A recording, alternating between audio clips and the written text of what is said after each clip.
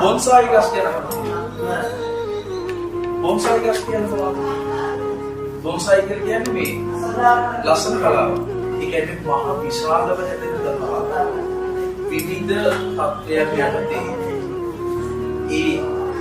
එයාගේ වර්තනයේ සීමා කරලා පොඩි පොට්ටේක හදන එක තමයි බොන්සායි කලාව කියලා කියන්නේ. සමහරවිට විශාල බෝගස්, සමහරවිට උදගස්, ඒක මුටා පිළිගස්. හැබැයි විවිධ පරිසර තත්ත්වයන් යටතේ යලා ඒක වෙනස් වෙනවා. ඒකෙන් අපිට ගන්න තියෙනවා.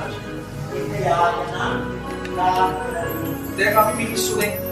අපි මිනිස්සු. හරිද? අපි වන්දිකා හරියට බොන්සායි ගහවගේ කට් කරලා තියෙන්නේ. ඒ කට් කරපු නිසා තමයි අපි මේ විදිහට ඉන්නේ. දැන් උදාහරණයක් විදිහට ආර්ට් කරන ළමයි, වල ආර්ට් කරන ළමයි. ආර්ට් කියලා කියන්නේ මහා පළතක් නෙදී විෂයක් නේ. ඒක ඇතුලේ වලම සිලබස් එකක් ඇතුලේ ඔන්න කට් කරලා. ඒ සිලබස් එක ඇතුලේ මෙන්න ආර්ට් කරන ළමයා ඇදිලා. ඒ අකවල කරන්නේ එයා කරන්නේ විෂය නිර්දේශයේ පාඩම් කරන එක විතරයි. නේද? චිත්‍රපටියක් බලන්නේ නැහැ. පොතක් පතක් කියවන්නේ නැහැ. කවියක් රස විඳින්නේ නැහැ. හොඳ ටෙලි නාට්‍යයක් බලන්නේ නැහැ. නේද? ඉර බැහැර යන හැන්දෑවට ඉරේ තියෙන ලස්සන දන්නේ. කට් කරලා තියෙන්නේ ඇයි? එහෙම කට් කරලා තියෙන්නේ ඒක කට් කරලා නෙමෙයි කවුරුවත්. තමන් විසින්ම කට් කරගෙන අර බොන්සායි කට් කරනවා. හරි. ගොඩනේ ඉන්නේ නැහැ.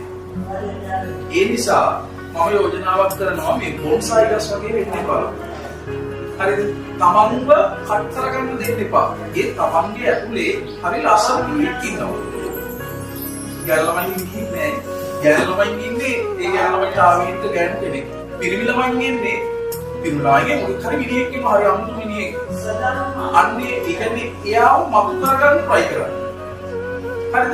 ඊගෙන අර බොන්සායි ගහක් වගේ අර ෆෝට් එකකට වෙලා එහෙම ඉන්න එපා. හරියට නිකන් ආර්ට් කරලා සිලබස් එකත් එක්ක පීනලා ඔක්කොම කරලා සිලබස් එකත් එක්කම ඔක්කොම කරගෙන කැම්පස් එකකට ගිහිල්ලා නිකන් එන්න නෙමෙයි.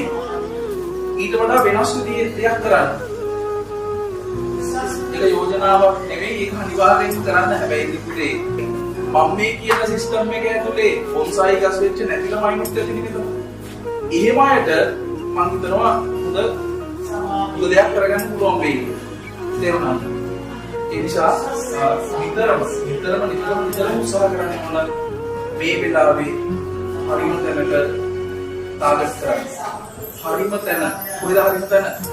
දැන් මේ මොනවා මතක් වෙන්න ඕන? හරිම තැන. මොකද? හරිම තැන කොහෙද? කැම්පස්. ඒක තමයි හරිම තැන. එතනට යන්න ටාගට්